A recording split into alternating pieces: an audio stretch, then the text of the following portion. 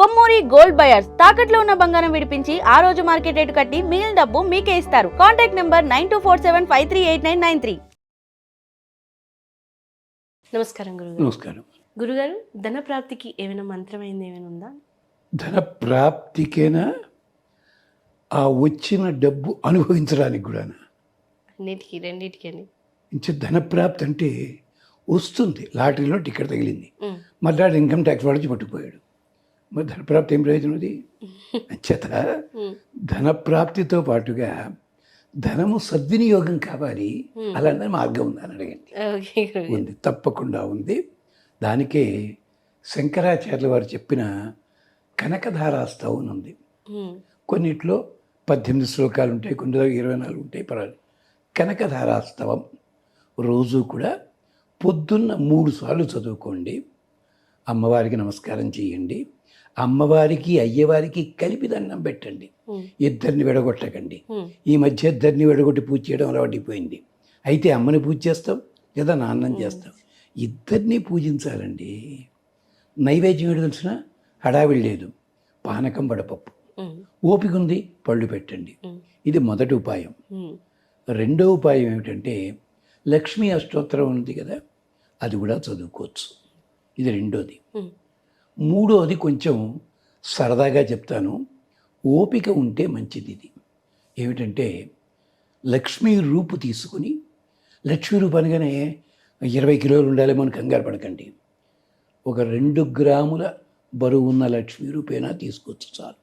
ఎంత చిన్నదైనా వెండి పళ్ళెంలో పెట్టి ప్రతిరోజు పొద్దున్న 3 సార్లు పసుపు, 3 సార్లు కుంకం, 3 సార్లు గంధం వేయండి. వేసి ఓ 3 పుష్పాలు ఉంచండి. మీకు తోచిన లక్ష్మీ స్తోత్రం చదువుకోండి. ఓ ప్రదక్షిణ చేస్తూ అమ్మవారి మంత్రం ఏదైనా చదువుకోండి.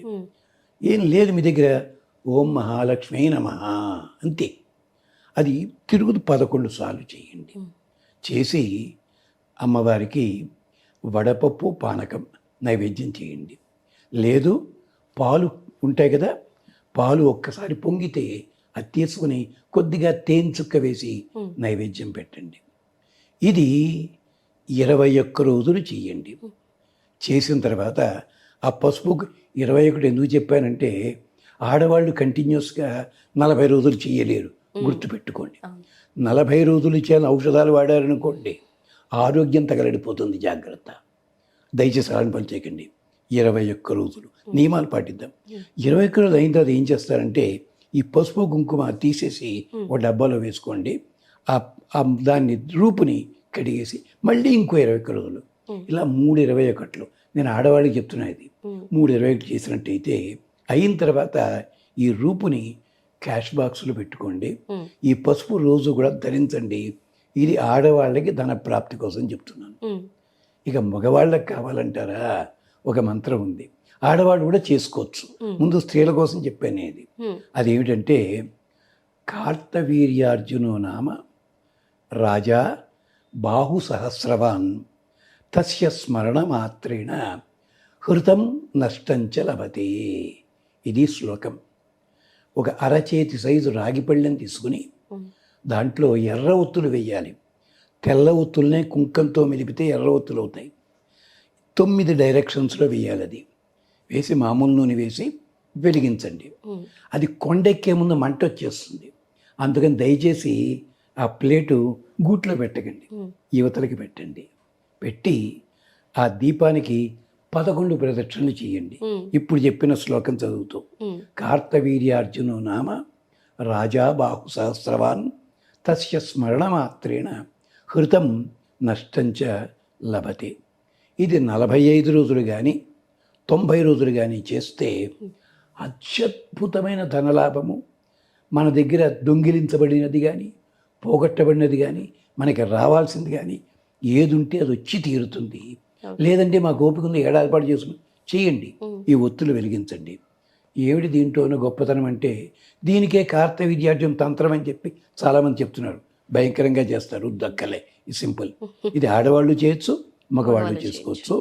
ఏమిటి కార్తవీర్యార్జునుడు అంటే పరశురాముడు జీవితం చచ్చిపోయాడు కదండి అంటారు వీళ్ళంతా. కార్తవీర్యార్జునుడు శ్రీ మహావిష్ణువు సుదర్శన చక్రవంశ. ఉమ్, అతను రాజ్య పరిపాలన చేస్తుంటే నగరంలో ఎవడైనా తప్పు పని చేద్దామంటే అక్కడ ప్రత్యక్షం అయ్యేవాట.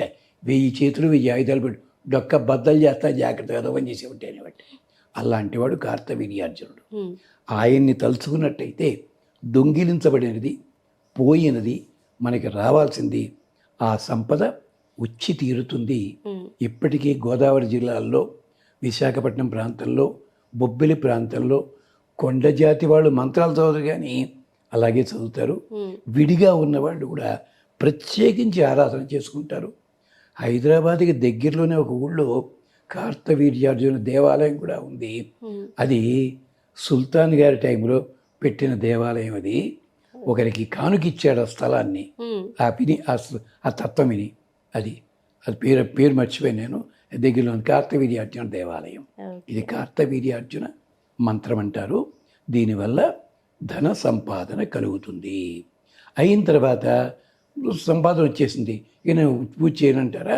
ఉమ్, ఈ రాగి పళ్ళని తీసుకెళ్ళి ఎక్కడైనా ప్రవహించే నీళ్ళల్లో వదిలిపెట్టేసేయండి. ఓకే. ఇంతకుముందు రూపన్నాం కదా, ఉమ్, ఉమ్, అది దానం ఇస్తే ఇవ్వచ్చును, లేదా మీ క్యాష్ బ్యాక్స్లో పెట్టుకోండి, పెట్టుకోవచ్చు. ఉమ్, తప్పేం లేదు. ఈ కార్తవీర్యార్జున లక్ష్మీ పూజ ఈ విశేషాల్లో ఇంకోటి కూడా ఉంది. మీకు ఓపిక ఉంటే అలా వరుసగా చేసేటప్పుడు ప్రతి శుక్రవారం ఒక 3 ముత్తైదులకి పండు తాంబూలం ఇవ్వండి. ఉమ్, ఇచ్చినట్టయితే ఈ ఫలితం మనకు ఉంటుంది. పొద్దున్నే ఇవ్వక్కల, సాయంకాలం ఇవ్వండి. ఇంకొక చిన్న తమాషా మీకు చెప్తాను.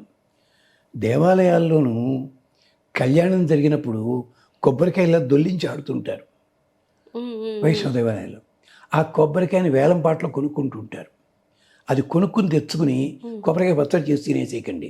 ఉమ్, దాన్ని పసుపు వస్త్రంలో కట్టి, ఉమ్, పసుపు ఇంకా ఉంటుంది దానికి, పసుపు బట్టలో కట్టి మీ ఇంటిలో చూరులోకి కానీ, లేకపోతే క్యాష్ బాక్స్లో పెట్టుకోండి, ఉమ్, లేకపోతే బీరువాలో పెట్టుకోండి.